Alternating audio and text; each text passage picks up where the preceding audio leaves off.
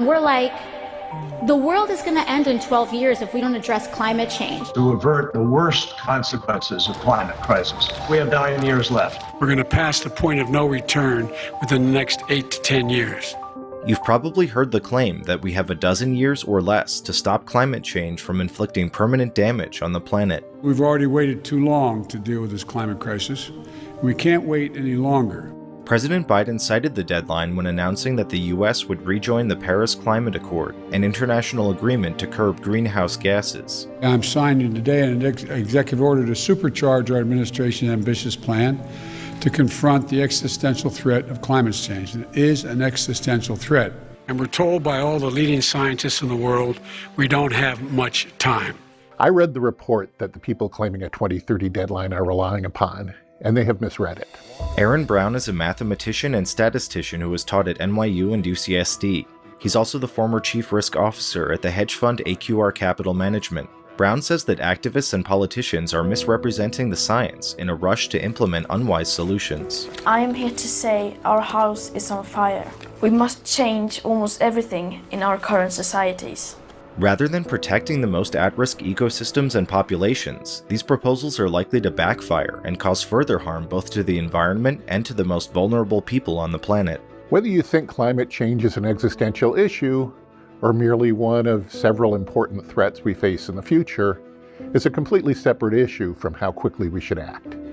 People pushing a 2030 deadline are committing us to very risky solutions that could backfire. Based on all the evidence, I think we have more time. We can consider reasonable solutions that don't risk the economy and don't risk the planet, and that people will actually stick to for the long term. I don't want you to be hopeful. I want you to panic. So where did the claim that we have until 2030 come from?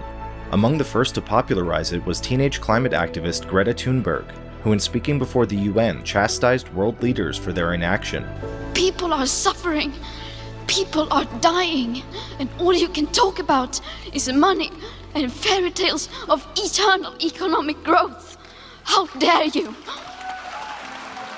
Thunberg took the 2030 deadline from a 2018 special report by the UN's Intergovernmental Panel on Climate Change, or IPCC, authored by the world's top climate scientists and widely considered the gold standard in the field. This is a report that was actually asked for by governments under the Paris Agreement. They're going to get together in Poland later in the year to talk about the next steps, and our report is the only named input into their negotiations. Many politicians, activists, and journalists like Thunberg have cited the report as the basis for their claim starting in 2018 that there were just 12 years to save the planet, or that 2030 was a cliff. Reports that came out from the leading scientists in this world who told us that we have 12 years.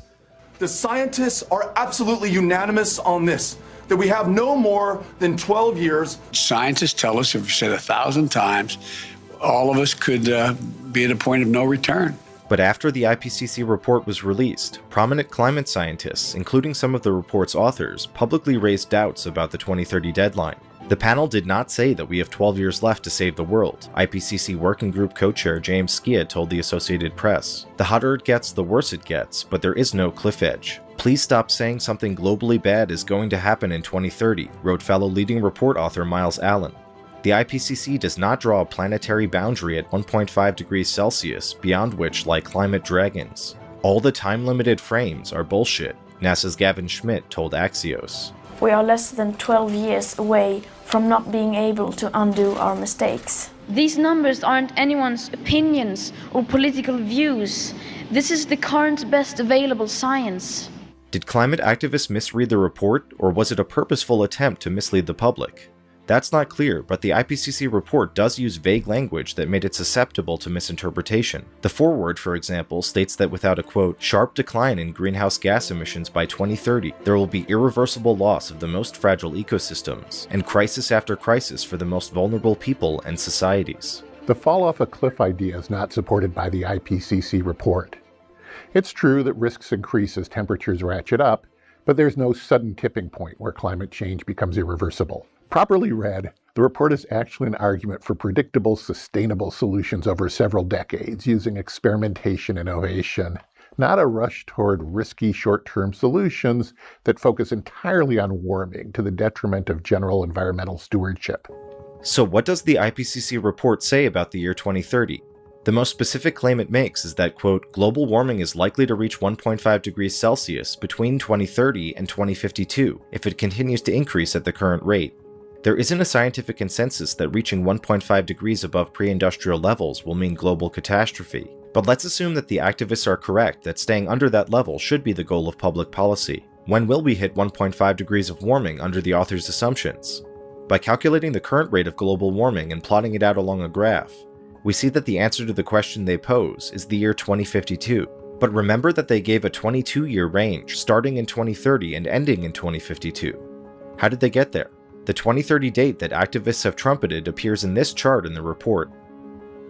In the worst-case scenario, or the top of the shaded area, we see that warming hits 1.5 degrees by the year 2030. In the best-case scenario, or the bottom of the shaded area, we see that warming actually never hits 1.5 degrees. But what most commentators haven't paid attention to is that this is not a measure of actual warming. This chart is actually showing estimates of anthropogenic warming, or warming that the authors hypothesize is caused by humans. The gray line shows the actual changes in the planet's surface temperatures, and the orange shaded area represents the author's estimates of what humans are contributing to the overall warming trend. So the worst case scenario that gets us to 1.5 degrees by 2030 does not represent actual temperature increases, but the upper limit of how much the authors think humans could possibly be contributing if our activities were happening in isolation. So what explains the difference between actual global warming and the global warming caused by humans? The authors believe that if anthropogenic warming is up here, there must be a naturally occurring cooling force that has brought temperatures down. If human-caused warming is down here, that means there's been a naturally occurring warming effect that has brought temperatures up. They aren't sure which is happening, which is why they're not sure whether global warming caused by humans is up here or down there.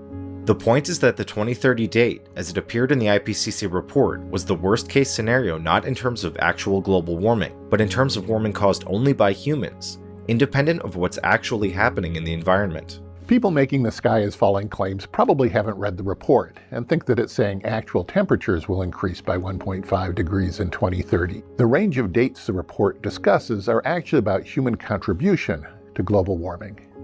If you think the problem of global warming is higher temperatures, melting ice caps, rising sea levels, then you care about the date the report projects actual temperatures will reach 1.5 degrees, which is 2052 if things continue at the current rate.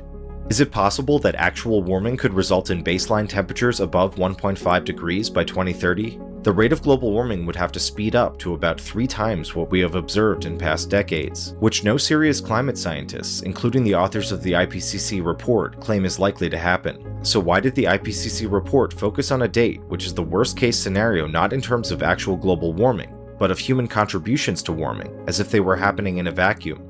After the report's release, co-chair of the working group Deborah Roberts justified their presentation of the data and conclusions as an effort to project a line in the sand, and what it says to our species that this is the moment and we must act now, and I hope it mobilizes people and dents the mood of complacency. But Brown says that distorting the science is the opposite of what the IPCC authors and other climate scientists should be doing. It's a very dangerous game if you want strong, sensible long-term solutions to climate change to scare people into them by making wild short-term predictions.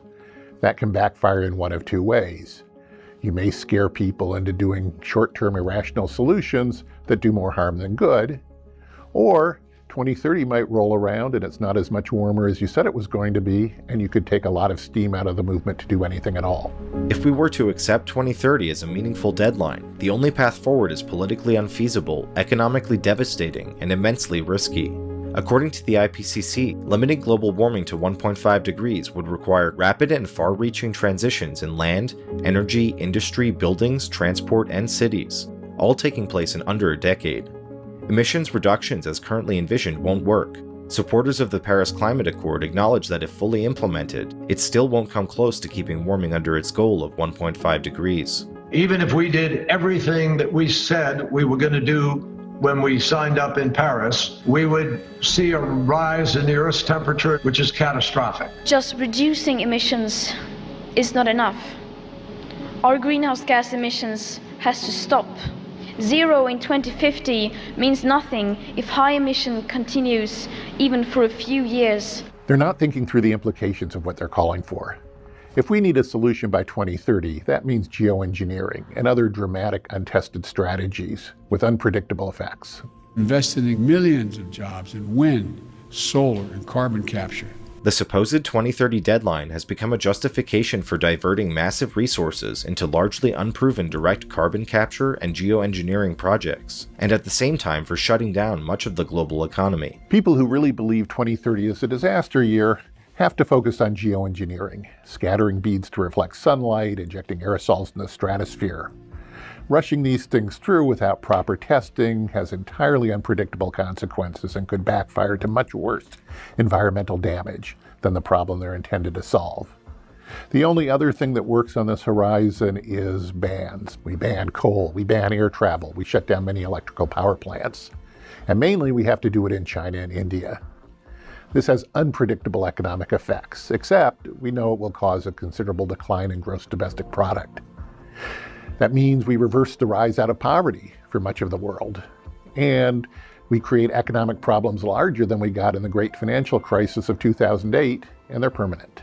But what if, as the report's underlying data suggest, we actually have more time to limit global warming to below catastrophic levels? If we have 30 years to address climate change, then we have much more palatable options. First of all, the economy and technology are naturally moving away from fossil fuels. Then we can give entrepreneurship and bottom-up innovation a time to work. We can adopt policies that gently nudge the economy in the right direction without creating the disruption and misery of sudden bans. If we have more time, we can get away from the pure focus on temperature. We can consider balanced solutions that consider all environmental issues and all economic issues. We can try to reduce the total human environmental impact. Sensible solutions can build a better world for our grandchildren. Scientists tell us that this is the decisive decade. We no longer have time to leave out the science.